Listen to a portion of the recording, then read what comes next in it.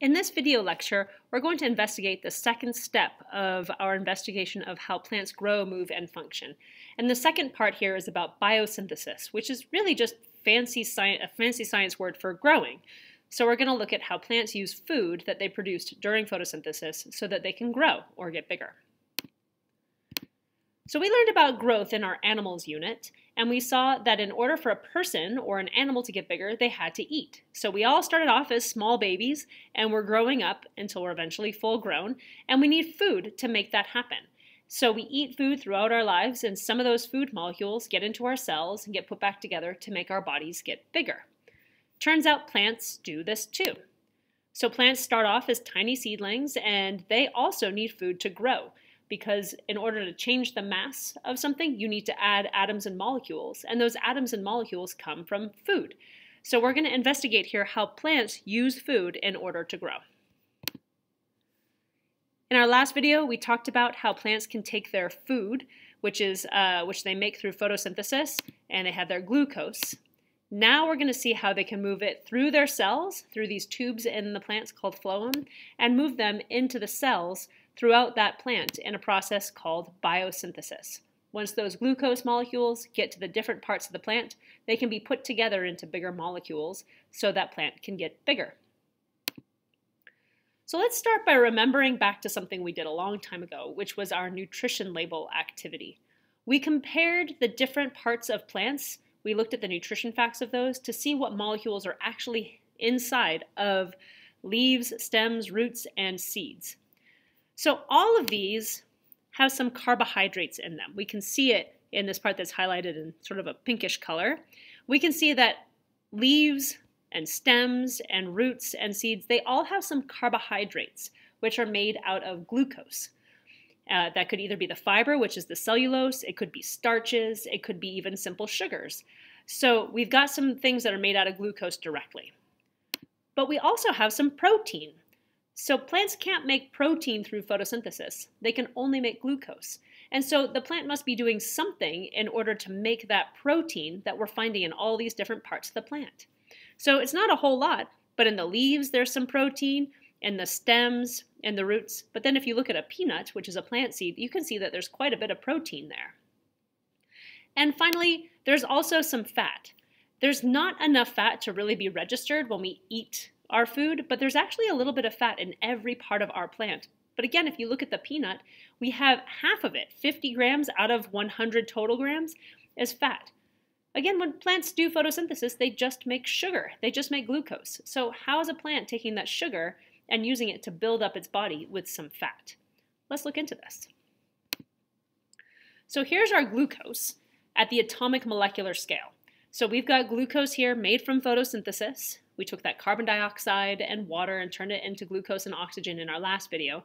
Now we're going to take this food that the plant just made and use it to get bigger, make these bigger biomolecules in the different parts of the plant.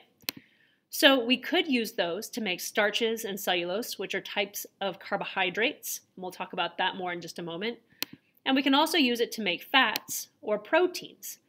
So let's look at this at the atomic molecular scale and see how is it that we can just take one simple molecule like glucose and end up with things like starch, cellulose, fats, and proteins. So what we've got here is if we look at the leaves and the stems, we start with glucose in those leaves from photosynthesis, and it can travel down those phloem into the different parts of the plant.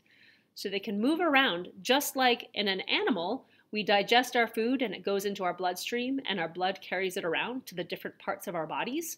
Plants have their own version of this where they have tubes that carry these molecules from the leaves into the different parts of the plant. They can move down into the roots, through the stem to the roots, or even to things like potatoes. So once they get there, what happens? So here we've got 5 glucose molecules that came from the leaves of a plant. And they've traveled down the stem, perhaps to something like a carrot or a potato, which has a lot of starch in it. What we can do is once they've arrived in that cell, not in the leaf anymore, but in some other part of the plant, they can go through a chemical change and turn into either starch or cellulose. And just like we saw in the animals unit, When you take these monomers, these small molecules like glucose, and put them together, water molecules will pop out between them. But what about the other ones? Fats and proteins. Seems easy enough to link together the glucose molecules to make starch and cellulose like boxcars in a train, but fats and proteins are different. These are not chains of glucoses. These are different combinations of these atoms. But if we look closely, we can see they actually have a lot in common. In the glucose, which we made in photosynthesis, and now we've transported to another part of the plant, like to a peanut, we have carbons, oxygens, and hydrogens. And over here in the fats, we still have carbons, oxygens, and hydrogens, just a different number of them. But if we took lots of glucose molecules and moved them into the peanut, we could rearrange those atoms to make this fat molecule. So yeah, you need more than one glucose, but the plant is making plenty of glucose in photosynthesis, and once it gets those glucoses to the cells, it can rearrange those molecules to make fat. How about protein? We saw that all the different parts of the plant had at least a little bit of protein. What's going on there? Well, again, we have carbons, hydrogens, and oxygens in our glucose, and we have those atoms in proteins as well. Carbons, where'd my mouse go? Carbons, hydrogens, and oxygens, but we also see a little bit of these little nitrogens as well. It's a different atom. This isn't coming from photosynthesis. This is actually coming from the soil.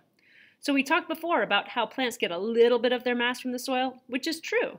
They do get a little bit of their mass. They need some things like nitrogen or perhaps a couple of other atoms that show up in their proteins.